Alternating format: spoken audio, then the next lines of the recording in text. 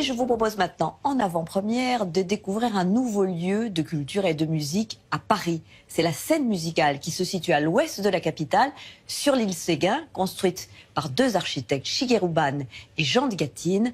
Je vous propose de me suivre.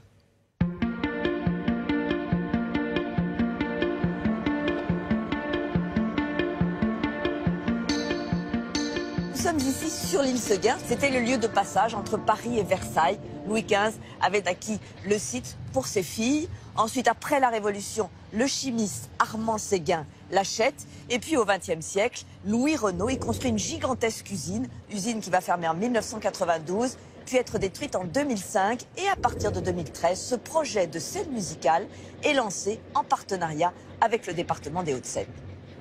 C'est un magnifique projet architectural, vous l'apercevez d'ailleurs derrière moi. Il a été confié aux deux architectes, le japonais Shigeru Ban et le français Jean de Gatine, que nous allons tout de suite retrouver.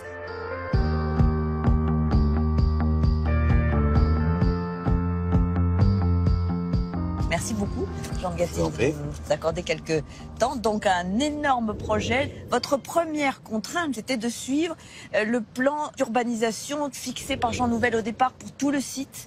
Oui, Jean Nouvel, qui a fait le plan directeur de l'île, a imaginé deux grands axes. Un axe qu'on pourrait dire commercial et un autre, un axe vert. Et donc, votre idée dans cette réflexion a été de donner une silhouette allongée à votre bâtiment ? Tout à fait, d'accompagner la forme naturelle de l'île et d'accentuer ce côté paquebot. Est-ce que vous avez eu des obligations concernant les matériaux ? Des obligations. Alors, le béton, qui va amener le côté massif du navire, faisait partie du cahier des charges de Jean Nouvel. Mais pour le reste, on a utilisé beaucoup de bois, notamment dans l'auditorium, du bois clair. Exactement. Ce bâtiment, il faut le préciser, est un bâtiment écologique. Écologiquement, on a créé cette grande colline verte au-dessus de la grande salle qui est accessible par le public. On peut déambuler, on peut avoir une vue 360 degrés sur l'environnement immédiat. Et ce qui est évidemment marquant, c'est qu'à la proue de ce navire, il y a cet œuf qui recouvre l'auditorium. C'est un couple, hein. Il va avec la voile qui est recouverte de panneaux photovoltaïques et qui tourne autour de cet œuf.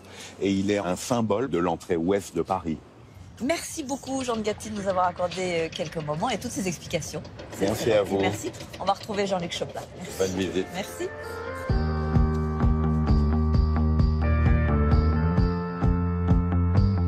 Ah oui, c'est très intéressant ça. Là, donc, c'est une des salles de répétition qui se trouve sous l'auditorium, qui peut être aussi d'ailleurs des salles de danse, finalement. D'ailleurs, il y a une barre.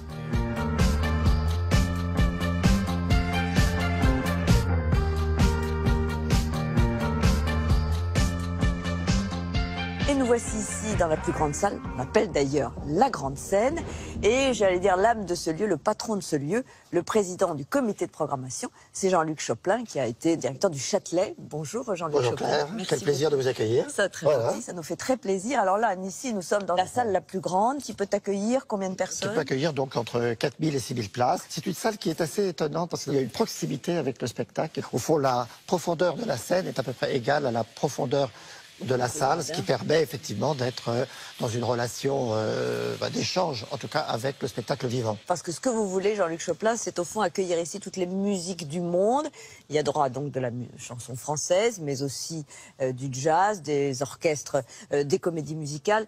Ce que vous voulez, au fond, c'est ouvrir cette palette de spectacles. Je veux faire une fête musicale, qu'il y ait toutes les possibilités d'expression, alors au niveau de concerts, mais aussi au niveau des spectacles scéniques. Par exemple, au mois de septembre, nous allons ouvrir cette salle avec le Requiem de Mozart. Tout à fait exceptionnel. Avec Marc Minkowski, les musiciens du Louvre, la maîtrise des Hauts-de-Seine, 300 enfants de la maîtrise des Hauts-de-Seine, et puis les chevaux de Bartabas, qui vont arriver de la scène latérale.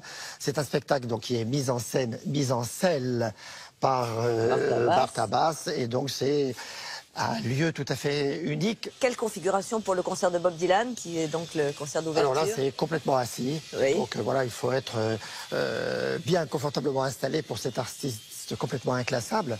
Hein, Bob Dylan, c'est quand même une chance pour la scène musicale de l'accueillir. Musique folk, prix Nobel. Pour nous, c'est le début d'une belle aventure de musique et de toutes les musiques. Merci beaucoup Jean-Luc Choplin de nous avoir accueillis dans cette grande scène, c'est-à-dire la plus grande salle de cette scène musicale. Nous allons retrouver Laurence Equilbé.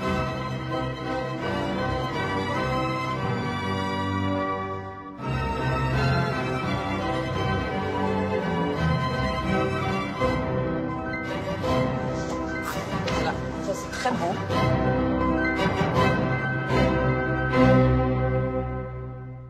Alors nous voici donc dans un très bel auditorium en bois blond. Pour nous en parler, eh bien c'est Laurence Equilbé qui a créé le Chœur Accentus et aussi Insula Orchestra. Bonjour Laurence Equilbé. Bonjour Claire. Merci beaucoup de nous accueillir. C'est tout de même, j'imagine, une émotion d'investir un nouveau lieu où on a essayé de mettre au point une acoustique parfaite. Alors la salle est merveilleuse, d'abord dans ses proportions, dans la proximité avec le public.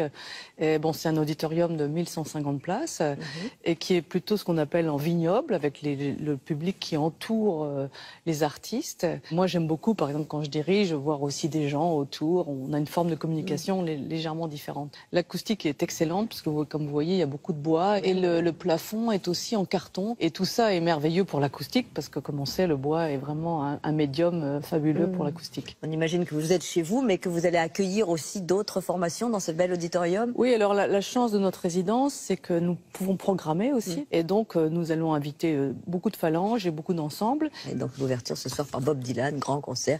Et puis vous, avec cette Insula Orchestra. Alors moi, c'est un programme surprise que le public doit deviner. Voilà. Très bien. On espère que la surprise sera bonne, mais on en est sûr. Merci beaucoup, Laurence Equilbé. C'est moi qui vous remercie. Merci de nous avoir accueillis dans ce très bel auditorium. C'est la fin de notre visite de la scène musicale. Place à la musique.